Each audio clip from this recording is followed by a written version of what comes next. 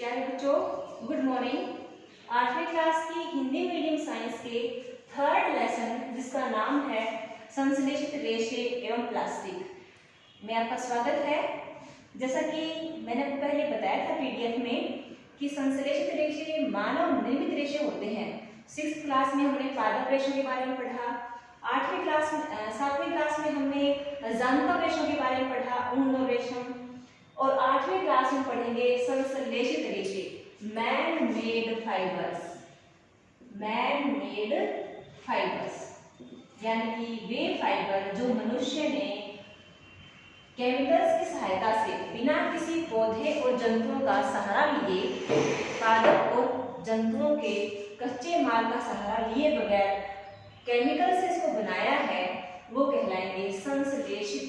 संश्लेषण क्या होता है? निर्माण करना। संश्लेषित रेशे, इनको कृत्रिम रेशे भी कहते हैं, संश्लिष्ट रेशे भी कहते हैं। तो चैप्टर में ये अलग नाम आएंगे या मैं बोल सकती हूँ, तो आप इनको एक ही समझिए। तो संश्लेषित रेशे जो है हम देखते हैं ये बने कैसे हुए हैं। तो संश्लेषित रेशे जो है हम उनको कह सकते हैं कि वो एक पॉलीमर है। पॉलीमर, मैं थोड़ा इंग्लिश का प्रयोग करूंगी क्योंकि ये वर्ड मैथ से रिलेटेड है। आप कहते हैं ना पॉलिनोमियल इक्वेशन, पोली मतलब मैनी, पोली मीन्स बहुत और मर मीन्स इकाई, यूनिट, यानी कि बहुत सारी, मैनी यूनिट्स के जुड़ने से एक यूनिट बनी हुई है। ठीक है, तो काफी छोटी छोटी इकाइयों से जुड़कर एक बड़ी यूनिट बनी है, तब एक रेशा बनता है। उस रेशे को फिर बुना जाता है, उससे फिर हम कुछ भी बना सकते हैं। जैसे कि मैं आपको छोटा सा एग्जांपल देती हूँ, हम लगभग सारे इस्तेमाल करते हैं रोज। पॉलीथीन क्या है? पॉलीथीन। पॉलीथीन लिखा लिया। तो पॉली मीन्स बहुत सारे मैन, और इथीन मीन्स, इथीन एक इकाई है, एक केमिकल है, एक रसायन है। ठीक है, और बहुत सारे इथीन जुड़कर एक पॉलीथीन बनता है। एक पॉलीथीन बहुलक इकाई बनती है। ठीक है, तो कोई भी संश्लेषित रेशा है वह एक बहुलक, पॉलीमर को हिंदी में आ जाओ, पॉलीमर को कहते हैं बहुलक। प्रत्येक संश्लेषित रेशा क्या है?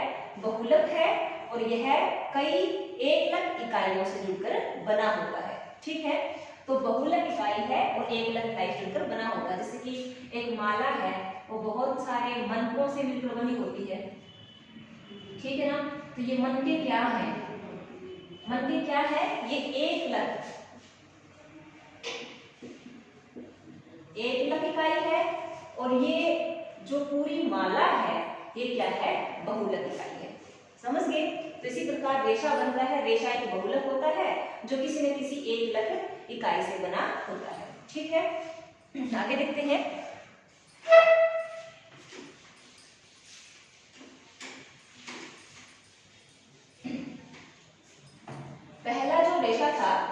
पहला रेशा था जिसको बनाने के लिए वैज्ञानिकों ने कोशिश की थी, उसका नाम है रेयोन।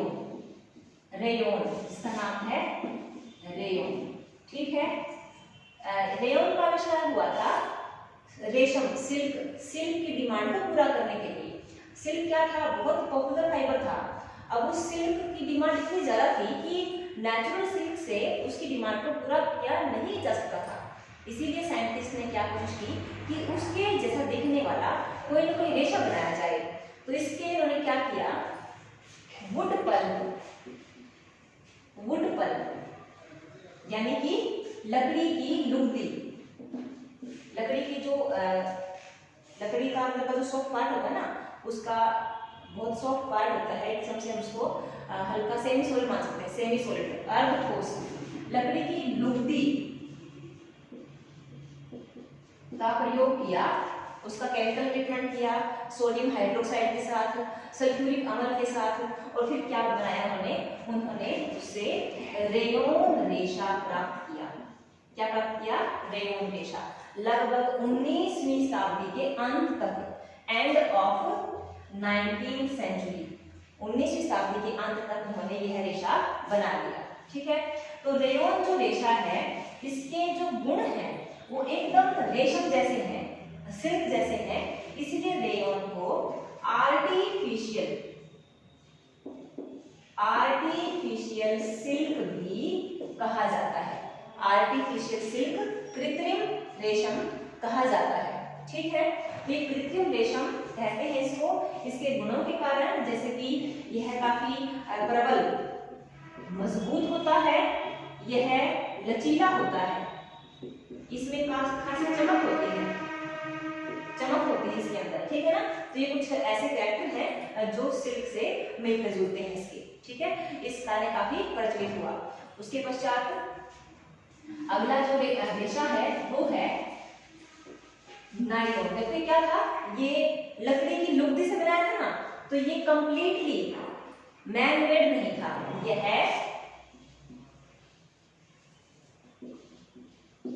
अर्ध संश्लेषित था। अर्ध संश्लेषित का मतलब क्या होता है, आधा तो नेचुरल और आधा मैन मेड, ठीक है ना। इसका कच्चा पदार्थ लिया पौधों से, उसका ट्रीटमेंट किया केमिकल से, तब जाकर रेयॉन बना। तो इसको हम क्या कहते हैं, अर्ध संश्लेषित रेशा, यानी कि सेमी सिंथेटिक फाइबर, ठीक है, सेमी सिंथेटिक फाइबर। तो आगे बढ़ते हैं। सेमी सिंथेटिक फाइबर के बाद, रेयॉन के बाद हम करते हैं नायलॉन। देखिए नायलॉन, NYLON। पहले इसका नाम की इंटरेस्टिंग हिस्ट्री सुन लो। इसको मिलकर बनाया था न्यूयॉर्क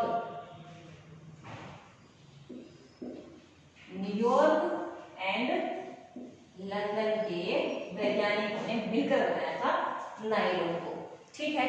तो नायलॉन जो रेशा है यह फर्स्ट फुली सिंथेटिक, पूर्णतः मानव निर्मित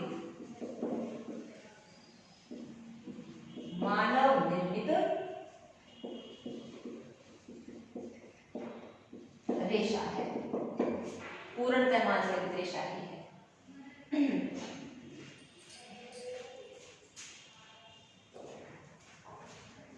फुली मैन मेड फाइबर है, पूर्णतः मानव निर्मित रेशा है यह है।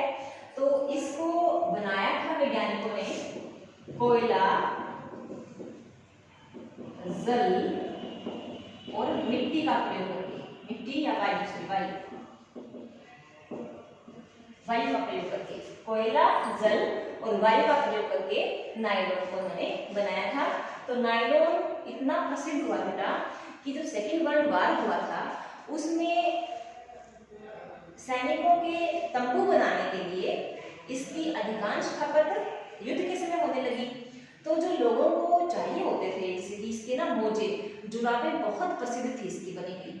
तो आप कभी सुनेंगे आगे चल करके, या इस लेसन के एंड में दे रखा है, इस लेसन के एंड में दे रखा है कि नायलॉन की जुराबें प्राप्त करने के लिए महिलाओं की बहुत लंबी लंबी कतारें दुकानों के आगे लगती थी। कई घंटों तक ऐसी लंबी कतारें चलती थी नायलॉन का रेशा प्राप्त करने के लिए, ठीक है। तो ये बहुत ज्यादा प्रसिद्ध हुआ, लोकप्रिय हुआ, बहुत लचक थी इसमें, इतना मजबूत है ये कि इसका प्रयोग पैराशूट और चट्टानों पर चढ़ने के लिए, चट्टानों की चढ़ने की जो रस्सियां होती है ना, रस्सी होती है, वो बनाने के लिए इसका प्रयोग करते हैं। जुराबें और कपड़े, बहुत सारे नायलॉन के कपड़े ऐसे हैं जो बहुत जल्दी सूखते हैं। तो जैसे कि जितने भी स्विमिंग पूल्स होते हैं वहाँ पर जो ड्रेसेस होती हैं, या बहुत सारे कपड़े ऐसे हैं जिनको बहुत जल्दी सुखाने के लिए हम इस्तेमाल करते हैं। पर्दे हैं, चटाइयाँ हैं, पहनने के लिए भी काफ़ी मशहूर रेशा है ये, तो काफ़ी ज़्यादा। और आप ये भी देखें, ये बहुत ही इंटरेस्टिंग होगा जानना कि इसका तार, नायलॉन का रेशा, सिल्क का रेशा, नायलॉन का रेशा जो है सिल्क, कॉटन, जूट, रेयॉन, यहाँ तक कि स्टील के रेशे से भी मजबूत होता है। अगर स्टील का धागा बना देना, स्टील का धागा बना दे तो उससे भी ज्यादा मजबूत होता है नायलॉन का धागा। तो बहुत ज़्यादा लोकप्रिय हुआ था, ये बहुत इम्पोर्टेंट है ये। इसके कैरेक्टर कौन कौन से हैं, इसके गुण सुनिए। इसके अंदर चमक होती है, लचक होती है, बहुत लरजता है ये कपड़ा, ठीक है ना, जल्दी सूखता है,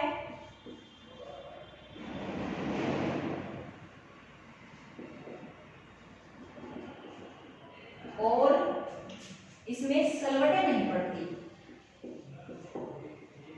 सलवटें नहीं पड़ती, और सबसे बड़ी बात यह है बहुत मजबूत होता है। ठीक है, तो आज के इस लेक्चर में इतना ही, आगे हम अगले लेक्चर में करेंगे इसी के साथ। Thank you.